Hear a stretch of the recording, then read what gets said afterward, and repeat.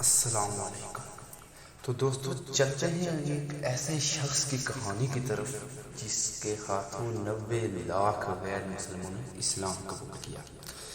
اسلامی تصور میں اللہ کے سب سے نمایاں ولیوں میں سے ہیں اور غریبوں کے ساتھ لامحدود ہمدردی اور محبت کی وجہ سے انہیں خواجہ غریب نواز کے لقب سے نوازا گیا۔ ان کی ذات کے نور سے تاریکیوں کو دور کیا گیا۔ یہ شخص ایران کے مشرقی فارس کے ایک معزز اور ممتاز گھرانے میں پیدا ہونے والا ہے، جس کے والد حضرت عباس الدین ایک متقی اور بااثر انسان تھے اور والدہ اہل بیت کے گھرانے کی براہ راست اولاد تھی۔ وہاں موجود غیر مناسب اور جنگ آلودہ ماحول کی وجہ سے دارالحکومت ہجرت کر گئی۔ جب معاشرتی برائی اور بدامنی نے دارالحکومت کو بھی گھیرے میں لے لیا تو سلطان سنجر کی سرخدوں میں موجود لڑائی کی وجہ سے لوگ دارالحکومت میں گھس آئے اور قتل و غارت شروع کر دی۔ ان تمام واقعات نے غریب نواز کے دل میں کچھ ہلچل مچا دی اور دل کی گہرائیوں میں ڈوب گئی۔ سلطان سنجر کی وفات کے بعد دشمن بے قابو ہو گیا اور اس نے اسلامی ثقافت کو تباہ و برباد کر دیا۔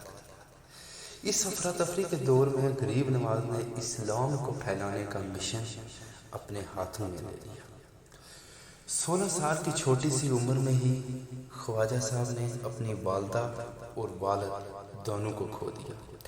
خواجہ صاحب کے پاس ذریعہ معاش میں ایک انگوروں کا باغ اور ایک چکی تھی، لیکن سخاوت اس قدر تھی کہ خواجہ صاحب نے دونوں ہی باغ اور چکی اور دنیاوی سامان ٹھکانے لگایا اور رقم غریبوں میں تقسیم کر دی اور دنیا سے تمام رشتے توڑ کر وہ روحانی سفر کے لیے سمرقند اور بخارا کی طرف ہجرت کر گئے جو دینی تعلیم کے اعلیٰ مراکز تھے۔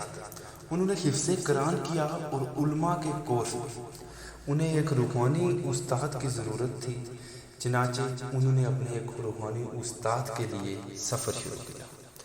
دور دور تک سفر کرنے کے بعد آخرکار یہ شخص ایک صوفی درویش حضرت خواجہ عثمان ہارونی کے پاس پہنچے اور درخواست کی کہ وہ اپنے شاگردوں میں شامل کریں۔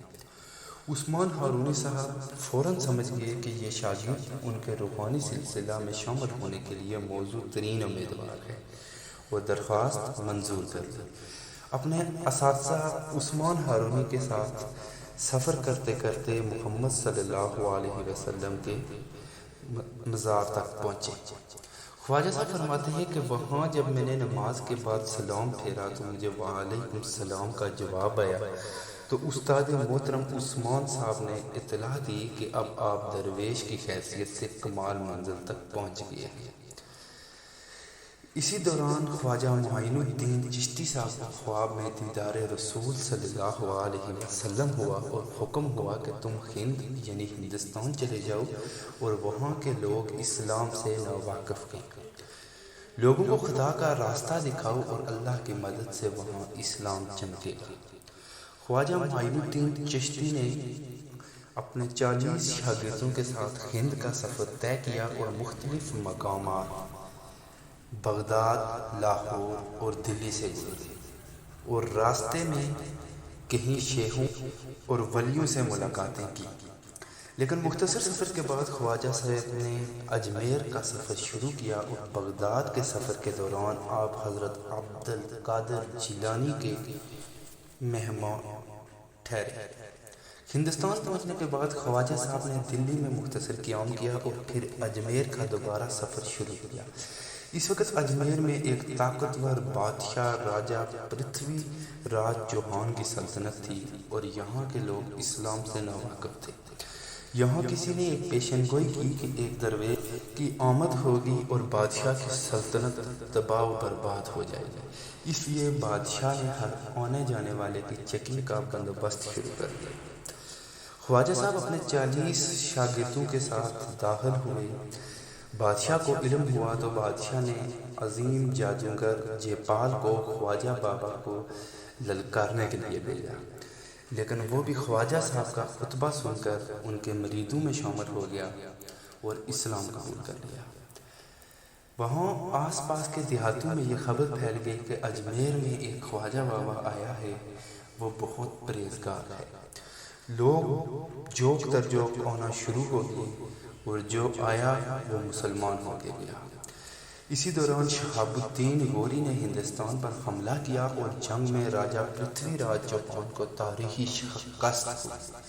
جب شہاب الدین غوری کو غریب نواز رحمۃ اللہ علیہ کی اجمیر میں موجودگی کا علم ہوا تو وہ خود حاضر ہوا اور ملاقات کی سعادت حاصل کی۔